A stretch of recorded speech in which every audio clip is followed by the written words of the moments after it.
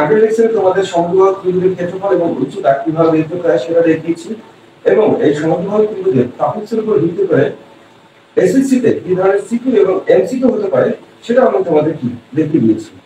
তো তাহলে আজকে আমরা আরেকটা গুরুত্বপূর্ণ টপিক নিয়ে কি করব, আলোচনা করব। সেই টপিকটা হচ্ছে একটা ত্রিভুজের দুটি বাহুর দৈর্ঘ্য এবং তাদের অন্তর্ভুক্ত কোণ দেওয়া থাকলে ওই ত্রিভুজের ক্ষেত্রফলটা কি রকম হবে আমরা সেটা নিয়ে কি করব আজকে আলোচনা করব। তো চলো কথা না বলি আমরা একটু প্রশ্নটা দেখুন।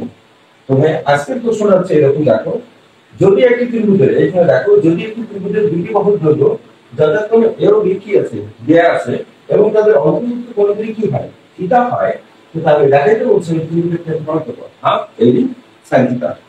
তো চলো কথা না বলি ফার্স্ট আমরা প্রথমে কি করি, তৎক্ষণিক চিত্রটা কি এখানে আমি বারবার তোমাদের বলছি, তোমরা যদি কি করো উদ্দীপকের তত্ত্ব অনুসারে এই পরিমিতিতে চিত্রটা কি করতে পারো আঁক করতে পারো, সেটা তোমাদের জন্য পরিমিতি অনেকটা কি হয়ে যাবে, ইজি হয়ে যাবে। তো চলো কথা না বলি আমরা চিত্রটা একটু আঁক করে নিতে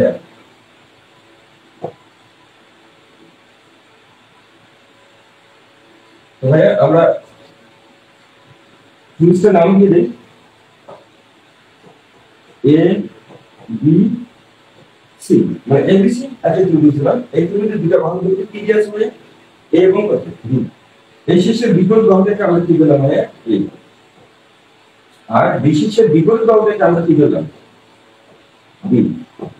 এবং ভাই দেখো এই দুটো বাহুর অন্তর্ভুক্ত কোণ কি দেয়া আছে থিটা, তাহলে বলো একটা ত্রিভুজের তিনটা কোণ থাকে, বাট আমরা এই কোণটা মানে থিটাটা আসলে এই কোণ বানাবো না, বি কোণ বানাবো না, সি কোণ বানাবো, সেটা কিন্তু প্রশ্নেই বলা যায়, প্রশ্নেই বলে দেয়া আছে।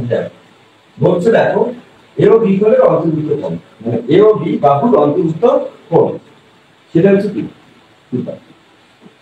তাহলে এ ও বি মানে এ ও বি বাহুর অন্তর্ভুক্ত কোণ কি থিটা দেয়া আছে।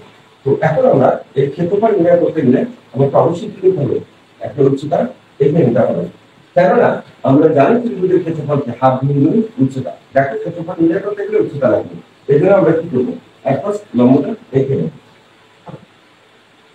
তো লম্বটা আমরা কি করবো হ্যাঁ এই বিন্দু থেকে এই যে বিসির উপর আমরা কি করবো এবি একটা লম্ব এখানে নেবো, এটি একটা কি করবো লম্ব এখানে বলতে ভালো করে। তো চলো আমরা সূত্রটা প্রমাণের দিকে আগে। আমরা একটু প্রমাণের দিকে আগাই, প্রমাণ দেখি।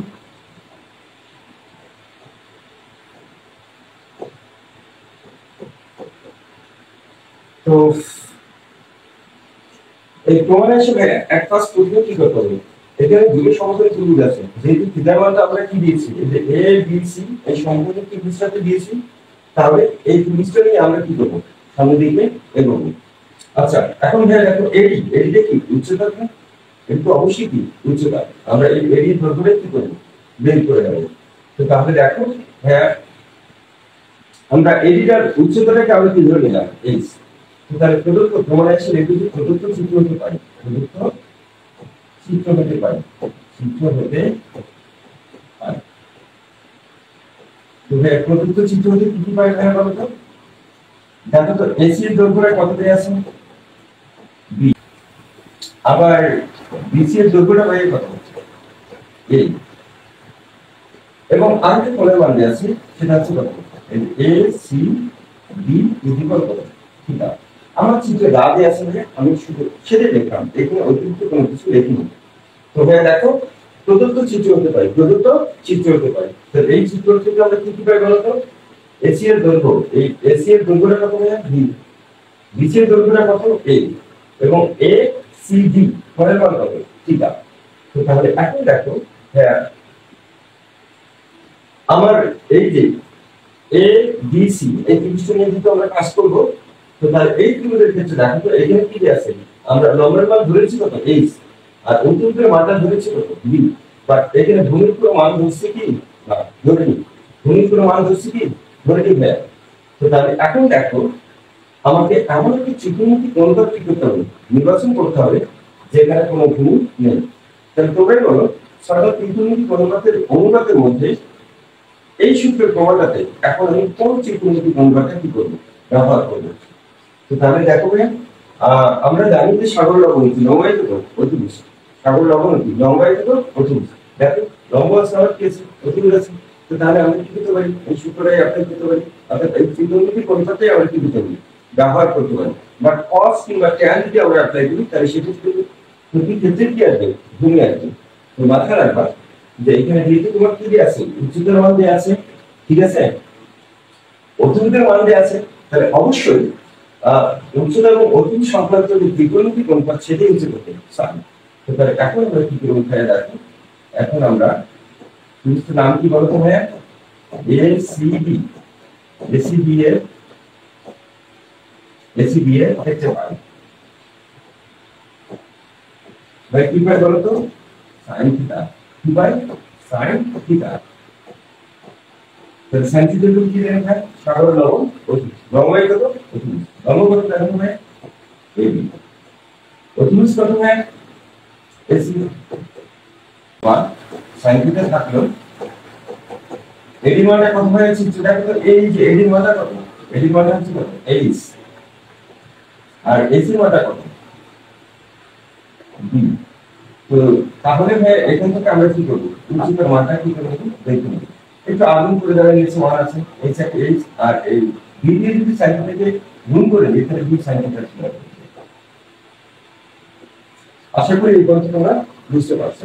তো দেখে দাস আমরা কি করব, এখন সমীকরণ কি করব, তো তাহলে এখন দেখো হ্যাঁ আমরা জানি যে ত্রিভুজের ক্ষেত্রফল, যে কোনো ত্রিভুজের ক্ষেত্রফল হাফ গুণ হলো উচ্চতা। তো ভাই এখন আমরা কি করব, ওই পুরো এইচসি ত্রিভুজের কি করব, ক্ষেত্রফলটা নির্ণয় করব। দেখো এখন ত্রিভুজটা কি দেবো ভাই, এ বি সি, এর কি ক্ষেত্রফল। তাহলে আমরা ত্রিভুজের ক্ষেত্রফল কি দেব, হাফ গুণ হলো কত উচ্চতা। তো তাহলে আমরা কি লিখব ভাই, আগে এক ফার্স্ট হাফটা আমরা লিখে নিই। তাহলে ভূমিটা দেখো ভাই, কত ভূমি কত দিছি, ভূমিটা লিখে নিন। দেন উচ্চতাটা কত দেয়া আছে ভাই, উচ্চতা দেয়া আছে কত এবি, তো উচ্চতা দেয়া আছে কত ভাই এবি। এখন দেখো আমরা একটু জাস্ট মান দিয়ে বসাই নেব। হাফ থাকলো, বিসির মান কত ভাই, এই যে বিসির মান কত ভাই এই, এই লিখলাম। হ্যাঁ উচ্চতা কিছু মানে কিছুক্ষণ আগে আমরা কি করলাম, উচ্চতার মান বের করলাম, উচ্চতা হচ্ছে কত এইচ। তো তাহলে এই উচ্চতা কত এডি, এডি বলতে কত এইচ, এইচ এর মানটা আবার কত বি কত সাইন থিটা। তাহলে আমরা একটু সাইন থিটা লিখে দিই, বানান থেকে পেয়েছি 1 নং থেকে পেয়েছি 1 নং থেকে 5।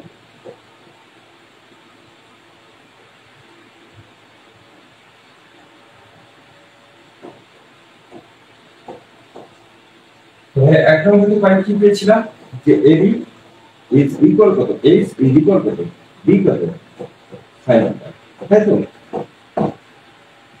তো তাহলে এখন যদি আমরা কি গুণ করে দিই, গুণ করে যাচ্ছে যদি কত আসছে হাফ এবি কত সাইন থিটা। তাহলে আশা করি তোমরা বুঝতে পারছো যে আমার একটা ত্রিভুজের দুটা বাহুর দৈর্ঘ্য এবং তাদের কি দেয়া থাকে, যদি অন্তর্ভুক্ত কোণের মান কি থাকে দেয়া থাকে, তো তাহলে ওই ত্রিভুজের ক্ষেত্রফল কি হবে, হাফ এবি কত সাইন থিটা। আমরা এই জিনিসটা কি করলাম ভাই দেখো, আমরা প্রমাণ করলাম, ঠিক আছে। তো তাহলে তোমাদের যেহেতু এখন বোর্ড কোশ্চেনে সংক্ষিপ্ত প্রশ্ন নতুন করে সংযোজন করেছে, তো সংক্ষিপ্ত প্রশ্নের উত্তর হিসেবে এই সূত্রের প্রমাণটা খুব গুরুত্বপূর্ণ। তো আজকে এই পর্যন্ত, তোমার ভালো থাকো, সুস্থ থাকো, আল্লাহ হাফেজ।